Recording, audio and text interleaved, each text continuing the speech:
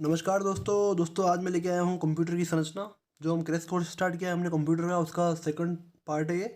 तो इससे भी 2-3 क्वेश्चन आपके 100% पटवारी में पूछे जाएंगे, तो आप वीडियो को लास्ट तक जरूर देखें और इसको शेयर करें। ये नोट्स फॉर्मेट में, और इसका नोट्स मैं आपको अवेलेबल करा दूंगा, आप मुझे कमेंट सेक्शन में बताएं। तो दोस्तों चलिए शुरू करते हैं। कंप्यूटर की संरचना। जो कंप्यूटर होता है वो 4 भागों में बटा हुआ होता है। पहला इनपुट, आउटपुट, सीपीयू और मेमोरी। इनपुट जिसमें कि कीबोर्ड, माउस वगैरह आते हैं। आउटपुट जिसमें मॉनिटर वगैरह आते हैं। उसके अलावा सीपीयू सेंट्रल प्रोसेसिंग यूनिट होती है, जिसको भी हम अच्छे से पढ़ेंगे आगे। उसके अलावा मेमोरी यानी रैम रोम हो गया। उसके बाद जो हार्ड डिस्क वगैरह है वो किस टाइप की मेमोरी वगैरह वो हम बात करेंगे। तो दोस्तों सबसे पहले हम स्टार्ट करते हैं इनपुट जो डिवाइसेस है उसके बारे में, जिसमें फर्स्ट है कीबोर्ड। कीबोर्ड मैंने लिख नहीं रखा है, आप ध्यान रखना। कीबोर्ड का जो आविष्कार किया था, यानी कि जो कीबोर्ड डिस्कवर्ड हुआ था वो क्या था, क्रिस्टोफर लैथम शोल्स ने। और कब किया था इन्होंने, 1868 के अंदर, यानी 1868 में इन्होंने किया था। उसके अलावा जो कीबोर्ड होता है उसमें क्वाड्री कीबोर्ड यूज का प्रयोग किया जाता है, यानी क्वार्टर कीबोर्ड होता है जिसके अंदर 105 से लेकर 108 तक कीज होती है। यानी अगर आपसे पूछा जाए कि कितनी कीज होती है, तो 105 से लेकर 108 तक जो भी ऑप्शन हो आप उसको राइट कर देना, तो ये आपका हो जाएगा। उसके बाद हम इसकी बात करते हैं इसकी कीज़ में एक की होती है एस्केप, ESC। वो उसका मतलब क्या होता है कि जब कुछ अचानक स्लाइड खुल जाती है, यानी जो भी प्रक्रिया होती है अचानक, उसको रोकने के लिए इसका प्रयोग करते हैं एस्केप। तो एस्केप से जो भी कोई खुली प्रक्रिया होती है वो बंद हो जाती है। उसके अलावा दोस्तों हमेशा 1 या 2 क्वेश्चन देखे गए हैं फंक्शंस की से। फंक्शंस की अगर आप याद कर लो 1 से लेकर 12 तक, तो आपके मिनिमम मान के चलो कि एक क्वेश्चन इसमें से पूछा जाएगा और आपका 100% वो सही होगा। तो इसको याद करने की शॉर्ट ट्रिक में मैं आपको वीडियो के लास्ट में जरूर बता दूंगा, या मैं इसका एक अलग वीडियो भी बना दूंगा, शॉर्ट वीडियो, तो आप वहाँ देख लेना। इसका लिंक मैं डिस्क्रिप्शन में दे दूंगा। उसके बाद शुरू करते हैं F1 जो होता है वो क्या होता है, जिसमें हम हेल्प प्रोवाइड करते हैं। तो F1 होता है हेल्प के लिए। बस आपको इतना सा याद रखना है कि अगर पूछा जाए कि हेल्प के लिए कौन सा कमांड यूज़ करते हैं तो F1 होता है। F2 होता है फाइल फोल्डर का नाम बदलने के लिए, यानी अगर नाम बदलने के लिए F2 का यूज़ करते हैं, F2 से हम नाम बदल सकते हैं किसी भी फाइल फोल्डर का। F3 सर्च करने के लिए होता है। F4 Alt+F4 चालू प्रोग्राम को बंद करने के लिए यूज़ करा जाता है। F5 रिफ्रेश होता है, तो आपको याद रखना ही नहीं है F5, क्योंकि आपको याद होगा कि F5 से रिफ्रेश होता है। उसके अलावा F6 2 बार दबाने पर मेनू बार सक्रिय हो जाता है। जो मेन्यू बार होता है ऊपर की तरफ वो सक्रिय हो जाता है। उसके अलावा F7 स्पेलिंग ग्रामर मिस्टेक को सही करने का काम आता है। F8 विंडोज़ लोड के समय बूट करने के लिए काम आता है। F9 बूट स्टेप में काम आता है। F10 Shift+F10 दबाने पर जो राइट क्या होता है कि जो जब हम Shift+F10 दबाते हैं, तो Shift+F10 दबाने से जो राइट क्लिक होता है उसका काम हो जाता है। तो आपको ये चीज़ भी याद रखनी है। उसके बाद F11 का काम होता है कि ब्राउज़ को फुल स्क्रीन किया जा सकता है। जो भी ब्राउज़र होता है उसको फुल स्क्रीन पे F11 की हेल्प से लाया जा सकता है। F12 का यूज़ करते हैं वर्ड में सेव एस करने के लिए। जो वर्ड फाइल होती है जिसे हम ओपन करते हैं MS वर्ड, उसमें फाइल को सेव करने के लिए इसका यूज़ किया जाता है, यानी कि सेव एज फाइल का विकल्प खुलती है, तो इसका यूज़ यहाँ होता है। उसके अलावा दोस्तों और भी कीज़ होती है, जिसमें है टॉगल की कौन कौन सी होती है, इसमें होती है caps lock, number lock, scroll lock. Feature को ऑन ऑफ करने के लिए काम आती है टॉगल की। विंडोज़ की क्या काम आती है, स्टार्ट मेन्यू को खोल सकते हैं इसकी हेल्प से। टैब की कर्सर को पूर्व निर्धारित 5 या इससे अधिक स्पेस आगे बढ़ा सकते हैं। इंसर्ट की जो इंसर्ट की होती है उसका काम होता है कि ये इंसर्ट व आवर स्ट्राइक को दोनों का काम करती है, तो ये इंसर्ट की का काम हो जाता है। उसके बाद दोस्तों अब हम अगला पढ़ेंगे माउस GUI से संबंधित है। GUI क्या मतलब होता है, ग्राफिकल यूज़र इंटरफेस, इससे संबंधित है। उसके अलावा जो माउस का आविष्कार था वो डगलस एंगलबर्ट ने 1960 में किया था, ये भी आपको याद रखना है। उसके बाद जो इसका प्रसारण हुआ था जो 1968 में हुआ था, आपको ये भी याद रखना है। प्रसारण मतलब जो पहली बार यूज़ में लिया था वो। उसके अलावा इसमें एक टर्म होती है ड्रैगिंग का मतलब होता है किसी ऑब्जेक्ट को सिलेक्ट कर उसे माउस द्वारा मूव करना, तो वो चीज़ ड्रैगिंग में आती है। जो माउस से संबंधित क्वेश्चन पूछा जाए तो आप ये चीज़ बोल सकते हैं। उसके अलावा दोस्तों अगला है जॉयस्टिक एक पॉइंटिंग डिवाइस है, ये आपको याद रखना है। प्लस ये इनपुट डिवाइस है, ये भी आपको याद रखना है। एक्स और वाई कोऑर्डिनेट्स पर है ये भी आपको याद रखना है। उसके अलावा गेमिंग के लिए सिमुलेशन आदि में प्रयोग होता है, तो ये आपको याद रखना है, गेमिंग के लिए जॉयस्टिक यूज़ होता है। उसके अलावा राइट पैड जो होता है इसके अंदर जो फ्लाइट सिमुलेशन आदि में इसका उपयोग होता है। उसके बाद दोस्तों अगला है लाइट पैड। जो लाइट पैड होता है ये एक पॉइंटिंग डिवाइस है, इसका यूज़ कैड यानी कंप्यूटर एडेड डिज़ाइन में ड्राइंग बनाने के लिए कर किया जाता है, तो आपको याद रखना है। लाइट पैड को मैंने अंदर ही लिख दिया छोटा सा, तो आपको याद रखना है। उसके बाद दोस्तों अगला जो आता है वो आता है स्कैनर। जो स्कैनर होता है वो क्या काम आता है, ये किसी भी इनपुट डिवाइस है जो किसी कागज पर बने हुए चित्र को अंकित डाटा 0 और 1 में बदलकर कंप्यूटर में भेज सकता है। तो ये 3 प्रकार का होता है, 3 प्रकार मैंने लिख रखे हैं यहाँ पे। हैंड हेल्ड स्कैनर, दूसरा है पेज स्कैनर, तीसरा है फ्लैट बेल्ट स्कैनर। तो ये 3 टाइप के स्कैनर होते हैं, इसके ज़्यादा आपको पढ़ने की जरूरत नहीं है, ये आपका काम नहीं आएगा। उसके बाद अगला है बीसीआर। बीसीआर को कहते हैं बारकोड रीडर। ये एक स्कैनिंग डिवाइस है जो भी प्रोडक्ट जो भी है उसकी क्वालिटी को वेरीफाई करने के काम आता है। यह कई छोटी बड़ी विभिन्न मोटाई की रेखाएं होती है जिसमें प्रोडक्ट की जो सूचना होती है, जैसे कि रेट, क्वालिटी एटसेट्रा। तो आपको ये सब चीज़ें याद रखना है। तो सीधा भी ये रख दो, ये प्रोडक्ट की क्वालिटी के लिए काम आता है। बीसीआर याद रखना है, उसका फुल फॉर्म होता है बारकोड रीडर। उसके बाद दोस्तों अगला होता है MICR, मैग्नेटिक इन कैरेक्टर रिकॉग्निशन। जो ये होता है, ये किस पे बेस्ड होता है, ये होता है ऑप्टिकल कैरेक्टर रिकॉग्निशन पर तकनीक का ही एक दूसरा रूप है। इसमें जो मैग्नेटिक इंक होती है से प्रिंट डाटा को रीड किया जाता है। इसका यूज़ बैंकों द्वारा चेक, ड्राफ्ट की क्लियरिंग आदि में होता है। तो आपको ये चीज़ भी याद रखनी है। तो MICR का यूज़ याद रखना है कि ये बैंकों पर चेक, ड्राफ्ट की क्लीनिंग में काम आता है, तो इसका ये यूज़ है। उसके बाद OMR का फुल नाम होता है ऑप्टिकल मार्क रीडर। इसके द्वारा कागज पर बने चिन्हों को पहचाना जाता है। इसका यूज़ अकेडमी टेस्टिंग के लिए होता है, अर्थात एग्जाम में होता है। तो आपको याद रखना, OMR से रिलेटेड क्वेश्चन पूछे गए तो आप इसकी फुल फॉर्म याद रखना। उसके अलावा है OCR, optical character reader. Optical जो कैरेक्टर रीडर है, ये कैरेक्टर को रीड करने के लिए काम आता है, सीधा सा है, इसका नाम आपको याद रखना है। उसके बाद है पंच कार्ड रीडर। जो पंच कार्ड रीडर है वो काम आता है CPU में मेमोरी को, कार्ड को लगाने के लिए काम आता है, तो ये उसके लिए है। उसके अलावा दोस्तों एक माइक होता है, जो मैंने लिख नहीं रखा है, पर माइक आप सबको पता है किस लिए काम आता है। तो सब माइक ऑडियो के रूप में इनपुट देने के काम आता है। वेब कैमरा होता है, तो ये वीडियोस वगैरह के लिए काम आता है। तो दोस्तों ये सब थे इनपुट उपकरण। तो इनसे बाहर क्वेश्चन आपका जाएगा नहीं, तो आप यहाँ तक ही पढ़े। उसके बाद दोस्तों अब हम शुरू करते हैं। उसके अलावा दोस्तों इनपुट में 2 चीज़ें और है, टच स्क्रीन और बायोमेट्रिक सेंसर। तो इन दोनों का यूज़ आपको पता ही है, बेसिक तो आप कर लेंगे, तो इसको मैं बताता नहीं हूँ। उसके बाद दोस्तों अगला हम शुरू करते हैं आउटपुट डिवाइस, जिसमें हम पढ़ेंगे मॉनिटर, प्रिंटर के टाइप्स। सबसे पहले हम पढ़ते हैं मॉनिटर। मॉनिटर क्या होता है, ये कि एक टर्मिनल का पहला भाग होता है तथा कीबोर्ड दूसरा होता है। ये टीवी की तरह होता है और यहाँ पर चित्र, आकार, सूचनाएं आदि देखने को मिलती है। इसमें वीडियो यानी विजुअल डिस्प्ले यूनिट का प्रयोग होता है। तो मॉनिटर 2 प्रकार के होते हैं, मोनोक्रोम मॉनिटर डिस्प्ले तथा कलर डिस्प्ले। मोनोक्रोम जो डिस्प्ले होता है जिसमें टेक्स्ट को डिस्प्ले करने के लिए एक ही रंग का प्रयोग होता है। तो कलर डिस्प्ले में क्या होता है, बहुत सारे रंग होते हैं, और रंग कितने होते हैं, 256। तो आपको ये भी याद रखना है। उसके अलावा जो इसकी जो मेन बातें हैं वो सिर्फ ये 2 ही है कि इसमें एक तो पिक्सल का प्रयोग होता है, और जितना भी डॉट पिच कम हो रेजोल्यूशन अधिक होता है। डॉट पिच यानी कि जो पिक्सल होते हैं उसको डॉट पिच में मापते हैं, और जितना भी डॉट पिच कम होगा उतना ही इसके जो पिक्सल होंगे वो बहुत अच्छे निकलेंगे। अब डॉट पिच होता क्या है, ये क्या होता है, छोटे छोटे बिंदुओं से मिलकर बनता है, और इन बिंदुओं को हम पिक्सल कहते हैं। तो ये चीज़ आपको याद रखनी है। उसके बाद दोस्तों अगला है प्रिंटर ये होता है, ये हार्ड कॉपी को स्थायी प्रति प्रदान करने के लिए काम आता है। तो अधिकतर जो पर्सनल कंप्यूटर होते हैं उसमें इंकजेट प्रिंटर तथा बड़े कार्यों के लिए डॉट मैट्रिक और लेजर प्रिंटर का उपयोग किया जाता है। तो आपको याद रखना है, पर्सनल यूज़ के लिए इंकजेट प्रिंटर यूज़ होता है, और लार्ज स्केल के लिए कौन, लेजर प्रिंटर को यूज़ करते हैं। उसके बाद दोस्तों है अगले अब हम बात करते हैं प्रिंटर्स की, कितने टाइप के प्रिंटर्स होते हैं और ये हमारे किस तरीके से काम आते हैं। तो उसके बाद शुरू करते हैं।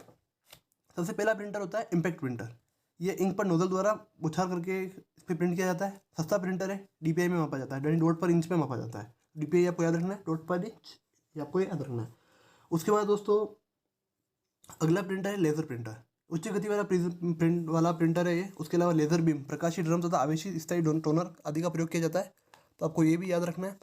उसके बाद इसमें विद्युतीय आकृति बनाई जाती है। महंगा प्रिंटर है भैया लेज़र प्रिंटर, तो आपको ये भी याद रखना है। ये सब बेसिक है, इससे बाहर आपका क्वेश्चन जाएगा नहीं, तो आप इतना पढ़ लेंगे तो भी आपका काम हो जाएगा। उसके बाद दोस्तों अगला है डॉट मैट्रिक। ये इम्पैक्ट प्रिंटर की तरह ही है। डॉट मैट्रिक प्रिंटर ये एक इम्पैक्ट प्रिंटर है जो एक बार में एक अक्षर प्रिंट करता है। इसमें एक प्रिंट हेड होता है, और जो बाएं से बाएं और बाएं से दाएं घूमता है। प्रिंट हेड में छोटी छोटी पिन होती है जो कागज से टकराने पर प्रिंट होती है। इसकी सहायता से ग्राफ बनाए जाते हैं, और ये सस्ता और कम गुणवत्ता वाला प्रिंटर होता है। तो आपको ये चीज़ याद रखनी है। इसमें ये मैंने आपको थोड़ी सी बताई, इम्पैक्ट प्रिंटर है और एक बार में एक अक्षर टाइप करता है, सस्ता और गुणवत्ता वाला प्रिंटर है। तो आपको डॉट मैट्रिक के बारे में ये याद रखनी है। उसके बाद अगला है दोस्तों प्लॉटर से बहुत बार क्वेश्चन पूछे गए हैं, तो आपको ये भी याद रखना है। ये एक ऐसा प्रिंटर है जो उच्च गुणवत्ता वाले चित्र आदि प्रिंट करता है। इसका उपयोग इंजीनियरिंग, वास्तुविद्या, भवन निर्माण, सिटी प्लानिंग, मानचित्र आदि में किया जाता है। तो ये भी उत्तम क्वालिटी का प्रिंटर है। तो ये सब आपको प्रिंटर के बारे में याद रखना है। तो उसके अलावा दोस्तों जो आउटपुट उपकरण है उसमें स्पीकर होता है। स्पीकर आपको पता है किस लिए काम आता है, हेडफोन आपको पता है किस लिए काम आता है, प्रोजेक्टर आपको पता है किस लिए काम आता है। तो दोस्तों अब हम शुरू करेंगे CPU क्या होता है, ये सिलिकॉन की एक चिप होती है। तो जो CPU होता है वो क्या होता है, एक सिलिकॉन की एक चिप होती है जो मनुष्य के मस्तिष्क के समान माना जाता है, और इसे कंप्यूटर का दिमाग भी कहते हैं। अब ये जो कंप्यूटर है कि जो CPU है, CPU को 3 भागों में बांटा गया है, ALU, CU, मेन मेमोरी। अब दोस्तों आप सोच रहे होंगे कि ALU का फुल नाम क्या है, तो ALU का फुल नाम होता है अर्थमेटिकल लॉजिकल यूनिट, और CU का फुल नाम है कंट्रोल यूनिट, और थर्ड है मेमोरी, मेन मेमोरी, जो आपको मेमोरी आपको पता ही है, उसमें इसके अंदर होंगे प्राइमरी मेमोरी और सेकेंडरी मेमोरी। उसके बाद दोस्तों अब हम बात करते हैं CPU ALU की। ALU क्या होता है, तो दोस्तों जो ALU होता है इसका काम होता है अंक गणितीय गणनाएं करना और कुछ लॉजिकल गणनाएं करना होता है। जो ALU का कार्य है वो जोड़ गुणा भाग घटाव अंक गणितीय करना आदि होता है, तथा ALU का कार्य तुलना करना, जैसे कि दो अंकों के बीच में तुलना करने के लिए दे दी, ये कंडीशन सही है कि नहीं है, ये करने के लिए ALU को काम दिया जाता है। तो आपको सिर्फ ये याद रखना है ALU में क्या होता है, अर्थमेटिकल लॉजिकल यूनिट्स, यानी कि इसमें जो अर्थमेटिकल जो चीज़ें होती है वो सब इसमें की जाती है। उसके अलावा CU का नाम होता है कंट्रोल यूनिट। कंट्रोल यूनिट ये क्या करता है, ये यूजर द्वारा जो इंस्ट्रक्शन दिए जाते हैं उनको समझकर उनका पालन करता है, तथा कंप्यूटर के सभी भागों को कंट्रोल करता है। ये सिस्टम का नाड़ी तंत्र कहलाता है। इसमें माइक्रो प्रोसेसर रहता है, ये पेरिफेरल डिवाइस तथा दूसरा हार्डवेयर को नियंत्रित करता है। ALU को भी कंट्रोल करता है, मेन मेमोरी से डाटा लाना तथा स्टोर करता है। तो जो कंप्यूटर का जो मेन पार्ट है उसको आप CU कह सकते हो, यानी कंट्रोल यूनिट। ये सारा काम कंट्रोल करने का काम करता है, इसलिए इसका नाम कंट्रोल यूनिट है। उसके बाद दोस्तों है अगला मेन मेमोरी। मेमोरी क्या होती है, जो मेमोरी मेन टाइप की होती है उसमें क्या क्या है, तो अब हम बात करते हैं मेमोरी के बारे में। तो जो मेमोरी होती है वो दो टाइप की होती है, प्राइमरी और सेकेंडरी मेमोरी। अब जो प्राइमरी मेमोरी होती है उसको क्या होता है, जिसकी जो क्षमता कम होती है, गति ज़्यादा होती है, ठीक है, मेटल ऑक्साइड सेमीकंडक्टर पर आधारित है, यह वोलेटाइल होती है और ऑफ करने पर सूचना हट जाती है। प्राइमरी मेमोरी के अंदर ये होता है। अब जो प्राइमरी मेमोरी है उसके जो दो प्रकार की होती है, एक होती है रैम और दूसरी होती है रोम। उसके अलावा दोस्तों जो रैम और रोम के भी बहुत सारे पार्ट है, तो वो भी आपको याद रखना है, क्योंकि एग्जाम के अंदर ये भी पूछे जाते हैं। तो दोस्तों अब हम शुरू करते हैं रैम। रैम के बारे में आप सभी जानते हैं, अस्थायी मेमोरी है, वोलेटाइल होती है और हटाया जा सकता है इसको। रैम दो प्रकार की होती है, DRAM और SRAM। DRAM का मतलब होता है डायनेमिक रैम, यानी dynamic random access memory. Power supply होने के कारण डाटा कम समय के लिए स्टोर करती है, बार बार रिफ्रेश करना होता है और कम पावर चाहिए इसको, और वो सस्ती होती है DRAM। तो आपको DRAM के बारे में से आपको ये याद रखना है, कुछ भी एक्स्ट्रा नहीं पढ़ना है। उसके अलावा दोस्तों अगला है SRAM।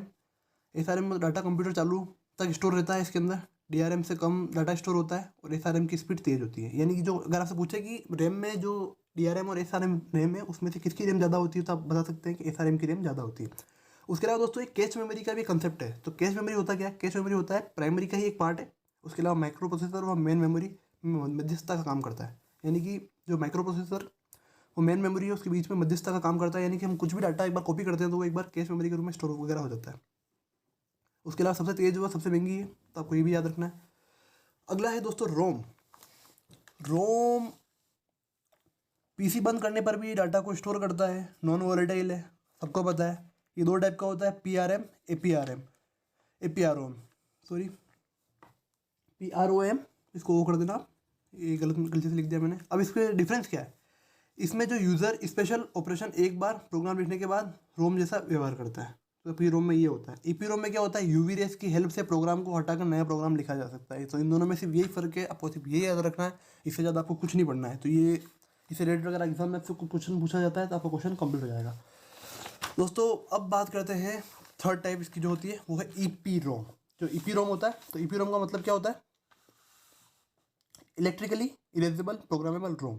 इसमें इलेक्ट्रिकल जो हाई वोल्टेज पल्स से प्रोग्राम को हटाया जाता है। इसका मुख्य यूज़र रिसर्च में किया जाता है। वर्तमान में इसका यूज़ द्वितीय मेमोरी के रूप में भी होता है, जैसे फ्लैश ड्राइव आदि। तो ये सब भी EPROM का एक टाइप है, तो आपको ये सब याद रखना है।